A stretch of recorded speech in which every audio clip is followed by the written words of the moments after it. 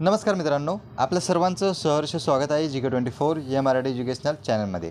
तर पहा, आरोग्य विभाग भरती 2023 गट क व गट ड याची प्रथम उत्तर तालिका जी आहे ती अगोदर प्रसिद्ध करण्यात आली होती आणि त्यानंतर सेकंड उत्तर तालिका सुद्धा काही दिवसांपूर्वीच प्रसिद्ध झालेली आहे आणि तुम्ही तुमचा स्कोर सुद्धा चेक केलेला असेल। तर पहा, त्या संदर्भातच एक नवीन प्रसिद्धीपत्रक प्रसिद्ध झालेलं आहे सेकंड उत्तर तालिकेबाबत। तर त्यामध्ये काय झालेलं आहे, फर्स्ट आन्सर की जेव्हा प्रसिद्ध करण्यात आली होती त्यावर आपण आक्षेप आणि हरकती नोंदवल्या होत्या। आता सेकंड आन्सर की जी आहे ती प्रसिद्ध करण्यात आलेली आहे, तरी काही उमेदवारांचं जे म्हणणं आहे की यातही चुका आढळून आलेल्या आहेत। तर पहा, त्या संदर्भातच एक प्रसिद्धीपत्रक जे आहे ते आज रोजी आपल्याकडे प्राप्त झालेलं आहे, तर ते आपण जाणून घेणार आहोतच। आणि पहा, त्यासोबतच गट क आणि गट ड मध्ये नॉर्मलायझेशन होणार आहे हे सुद्धा आणि मेरिट लिस्ट त्यानंतर लागेलच याची माहिती सुद्धा आपण घेऊया। चला तर मग सुरुवात करूया आजच्या व्हिडिओला।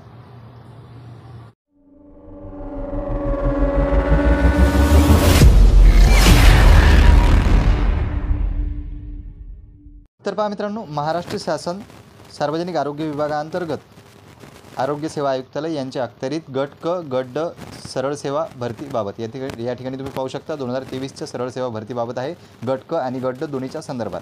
तर हे प्रसिद्धीपत्रक पहा, 19 जानेवारी 2024 रोजीचं आहे प्रसिद्धीपत्रक आणि त्याचा विषय काय आहे, आक्षेप आणि हरकतीबाबत।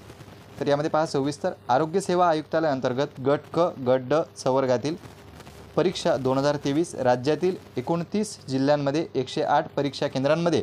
तर पहा, 29 जिल्ह्यामध्ये 108 परीक्षा केंद्रांमध्ये 30 नोव्हेंबर 2023 ते 7 डिसेंबर 2023 व 12 डिसेंबर 2023 या तारखांना आयोजित करण्यात आलेली आहे। TCS ION यांच्याकडून दिनांक 15 डिसेंबर 2023 पासून संबंधित उमेदवारांच्या लॉगिन आयडीवर त्या उमेदवारांनी सोडवलेली उत्तरपत्रिका म्हणजे पहा तुमची आन्सर शीट व उत्तर तालिका आन्सर की उपलब्ध करून देण्यात आली होती। म्हणजे पहा 15 डिसेंबर रोजी आपली प्रथम उत्तर तालिका जी आहे ती प्रसिद्ध करण्यात आली होती आणि आपण आपल्या लॉगिनमध्ये जाऊन ती चेक करू शकत होतो। त्यानंतर पहा, त्यावर संबंधित उमेदवारांना उपलब्ध करून देण्यात आलेल्या उत्तर तालिकेच्या अनुषंगाने चुकीचे प्रश्न, चुकीचे पर्याय व चुकीच्या उत्तरास गुण वगैरे संबंधित आक्षेप व हरकत असल्यास सदर आक्षेप नोंदवण्यासाठी 18 डिसेंबर 2023 ते 20 डिसेंबर 2023 म्हणजे पहा 18 ते 20 डिसेंबर 2 दिवसाचा कालावधी TCS कंपनीकडून लिंक खुली करून देण्यात आली होती। म्हणजे या ठिकाणी आपल्याला लिंक ओपन करून देण्यात आली होती प्रथम उत्तर तालिकेनंतर, ज्यावर आपण आक्षेप आणि हरकती ज्या आहेत त्या आपल्या नोंदवू शकत होतो। तर त्यामध्ये पहा, गट क व गट ड संवर्गातील एकूण 10,763 प्राप्त आक्षेपांबाबत TCS कंपनीच्या समितीमार्फत कार्यवाही करण्यात येऊन 17 जानेवारी 2024 रोजी उमेदवारांना त्यांचे लॉगिन आयडीवर सुधारित HTML लिंक पोस्ट ऑब्जेक्शन म्हणजे सुधारित उत्तर तालिका जी आहे ती उपलब्ध करून देण्यात आली होती। म्हणजे पहा 17 जानेवारी रोजी तुम्हाला जी आपण ज्याला फायनल आन्सर किंवा सेकंड आन्सर की म्हणत असतो ती उपलब्ध करून देण्यात आली होती आपल्या प्रोफाईलमध्ये।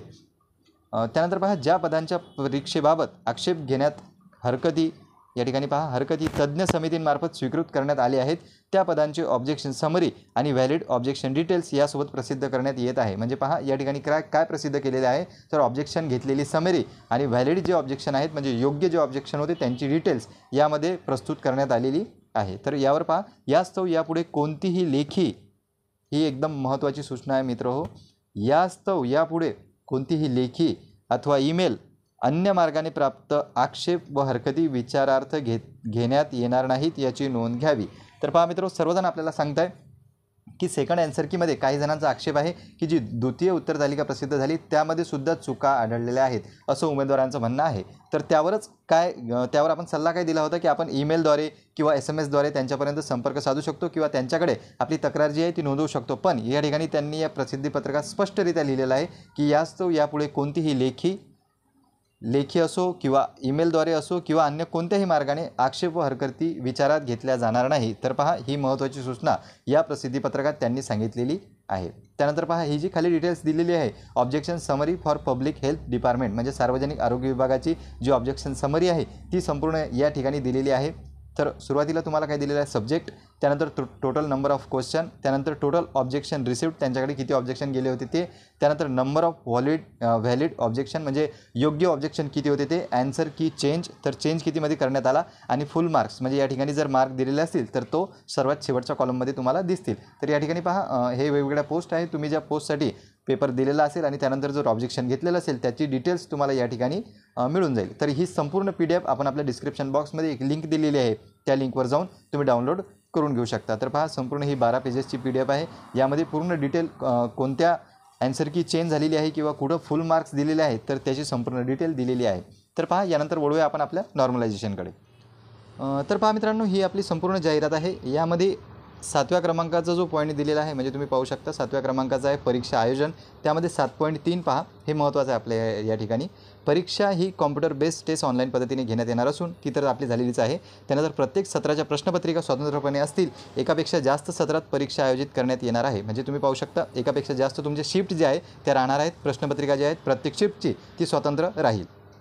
त्यानंतर पहा, पहिले सत्र ते अंतिम सत्र यामधील प्रश्नपत्रिकेचे स्वरूप व त्याची काठिण्यता तपासण्यात येऊन त्यांचे समानीकरण, या ठिकाणी पाहू शकता समानीकरण म्हणजेच नॉर्मलायझेशन पद्धतीने गुणांक निश्चित करून निकाल जो आहे तो जाहीर करण्यात येईल। नॉर्मलायझेशनबाबत TCS कंपनीकडून देण्यात आलेले सूत्र वेबसाईटवर माहितीसाठी प्रकाशित केलेले आहे। सदर नॉर्मलायझेशन परीक्षार्थींना बंधनकारक राहणार आहे, याची सर्व परीक्षार्थींनी नोंद घ्यावी। म्हणजे तुम्ही पाहू शकता नॉर्मलायझेशन जे आहे ते कंपल्सरी आहे सर्वांसाठी। पण नॉर्मलायझेशन सर्वांचं होणार आहे का? तर नाही, नॉर्मलायझेशन सर्वांचं होणार नाही। नॉर्मलायझेशन मित्र पहा, ज्यावेळेस एकच पोस्ट असते आणि विविध शिफ्ट त्या ठिकाणी जर होत असतील तर तुमचं नॉर्मलायझेशन होईल। जर तुमचा पेपर जो आहे तो एकाच शिफ्टमध्ये आहे आणि एका पोस्टसाठी जर एकच शिफ्ट झालेली असेल तर तुमचं नॉर्मलायझेशन होणार नाही। म्हणजे ज्यासाठी अर्ज कमी आलेले असतात तो पेपर एकाच शिफ्टमध्ये पार पडतो तर त्या पोस्टचं नॉर्मलायझेशन जे आहे ते होत नाही। पण गट ड जे आहे तुम्ही पाहू शकता आरोग्य भरतीमध्ये गट ड ची पदं जी आहे ती जास्त होती, त्यासाठी अर्जसंख्यासुद्धा जास्त आलेली होती। तर गट ड चे पेपर जे आहे ते वेगवेगळ्या दिवशी आणि वेगवेगळ्या शिफ्टमध्ये झालेले आहे। पोस्ट मात्र एकच होती, तर त्यांचं नॉर्मलायझेशन 100% होणार आहे। त्यानंतर पहा, नॉर्मलायझेशन झाल्यानंतर त्यांनी काय स्पष्ट केलेलं आहे, इथं या ठिकाणी पद्धतीने गुणांक निश्चित करून तुमचा निकाल जाहीर करण्यात येणार आहे। म्हणजे मित्र सध्या आपलं काय झालेलं आहे, फर्स्ट आन्सर की आली होती अगोदर, त्यानंतर आता सेकंड आन्सर की आलेली आहे। पण सेकंड आन्सर कीवर त्यांनी ऑब्जेक्शनसाठी पर्याय ठेवलेला नाही। म्हणजे ऑब्जेक्शनची लिंकसुद्धा उपलब्ध करून दिलेली नाही किंवा आपण जे ईमेलद्वारे किंवा कॉलद्वारे किंवा SMS द्वारे जे ऑब्जेक्शन घेण्याचा प्रयत्न करत होतो ते सुद्धा प्रसिद्धीपत्रकाद्वारे त्यांनी बंद सांगितलेलं आहे। म्हणजे हरकती आणि आक्षेप तुम्ही आता तुमचे नोंदवू शकत नाही या फायनल आन्सर की त्यांनी प्रसिद्ध केलेली आहे त्यावर। त्यामुळेच काय होणार आहे, तुमची मेरिट लिस्ट जी आहे ती कधीही येण्याची शक्यता या ठिकाणी वर्तवल्या जाऊ शकते। तुमची मेरिट लिस्ट जी आहे ती तयार करण्याचे काम मे बी सुरू झालेले असू शकते आणि तुमची मेरिट लिस्ट कधीही जाहीर होऊ शकते। त्याचं कारण का? कारण की त्यांनी आक्षेप आणि हरकती नोंदवणे जे आहे ते बंद केलेलं आहे, ते आता स्वीकारत नाही आहे। त्यांनी सांगितलं की कोणत्याही मार्गाने केलेले आक्षेप आणि हरकती आता स्वीकारल्या जाणार नाहीत। त्यामुळे तुमची मेरिट लिस्ट जी आहे ती लागू शकते। अगोदर तुमचं नॉर्मलायझेशन होईल आणि त्यानंतर तुमची मेरिट लिस्ट जी आहे ती जाहीर होणार आहे। तर ज्या पदांचं नॉर्मलायझेशन होईल त्यांचे मार्क तुम्हाला कमी किंवा जास्त झालेले दिसून येऊ शकतात। तर मेरिट लिस्टमध्ये तुम्हाला तुमचे मार्क दिसतीलच आणि त्यानंतर तुमचं डॉक्युमेंट व्हेरिफिकेशन होऊन अंतिम लिस्टसुद्धा लागू शकते। तर पहा मित्र, ही होती संपूर्ण अपडेट। आणखी या संदर्भात जर काही नवीन अपडेट आली तर ती तुमच्यापर्यंत आम्ही पोहोचवू। धन्यवाद।